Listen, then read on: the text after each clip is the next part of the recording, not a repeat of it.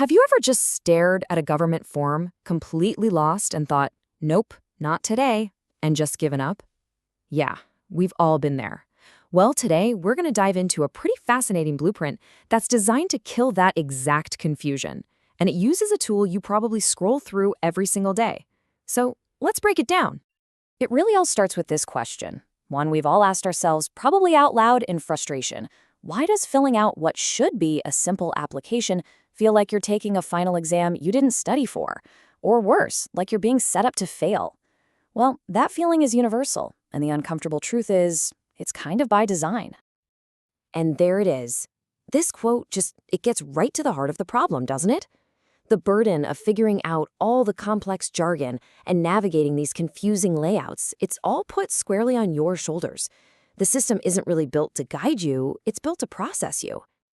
So that experience, that feeling of being totally lost, leads us right to what our source material calls the ultimate jargon maze. And honestly, that's a perfect description, right? That tangled web of policy terms and super unclear instructions that just defines so much of bureaucracy. And the consequences of this maze, well, they're pretty severe. You get high drop-off rates, which means people just aren't getting the services they actually need. Then there's total user confusion, which leads to mistakes and just so much wasted time for everyone. And the end result of all that? A complete breakdown of trust in the very system that's supposed to be there to serve you. Okay, so if the old way is clearly broken, what's the fix? Well, the solution that's being proposed here is both kind of radical and at the same time brilliantly simple. It's all about meeting people exactly where they already are, on what this blueprint calls the new digital desks. You can really see the shift in thinking on this slide. We're moving away from that jargon maze that causes high drop-off rates and ultimately zero trust. The new way instead is all about being authentic, actually useful, and designed from the ground up for the one device we all have in our pockets. So what exactly are these new digital desks? Well, surprise, it's Instagram Reels and YouTube Shorts. Yeah, you heard that right. These platforms aren't just for dances and funny clips anymore. For a huge part of the audience, this is where they learn new things, make important decisions, and decide who and what they're actually going to trust. All right, so we know the what and the where, but the big question is, how do you actually pull this off?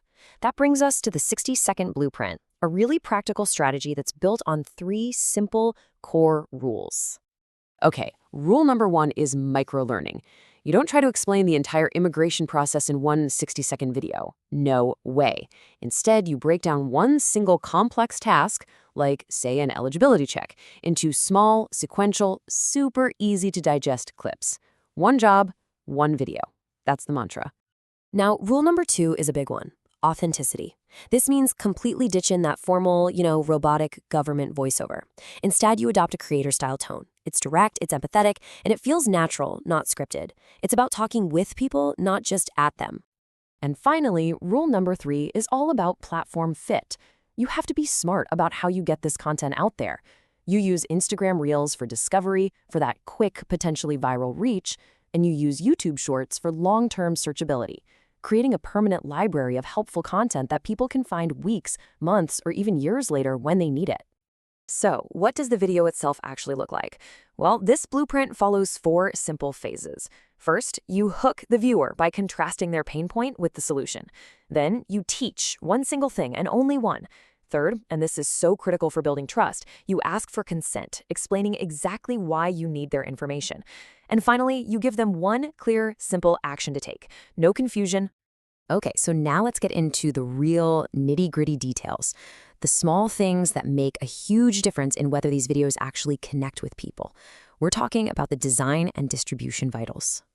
So here are the key tactics. It starts with a plain language first approach, and making sure accessibility, like burned-in captions, is just the default, not an afterthought.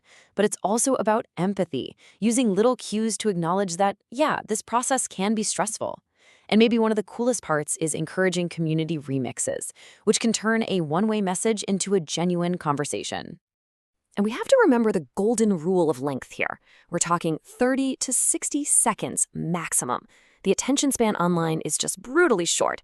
You have to state the main benefit, what's in it for them, within the first 5 seconds. Seriously, 5 seconds, or they've already swiped away. So when you put all of these pieces together, the right platform, the right tone, the right structure, something really, really powerful starts to happen. You actually begin to change the entire relationship between a person and their government. You start to move from a feeling of being tested to a feeling of trust. And this right here, this is the ultimate payoff. This is what it's all for. Instead of being an intimidating hurdle, the whole process starts to feel like a helpful guide. It's a profound shift that can earn real trust, and most importantly, actually help people get things done. So there you have it, the blueprint for a 60-second government. And it leaves us with a really powerful question to chew on. If we can fix something as notoriously broken as government forms with this kind of thinking, what else could we transform?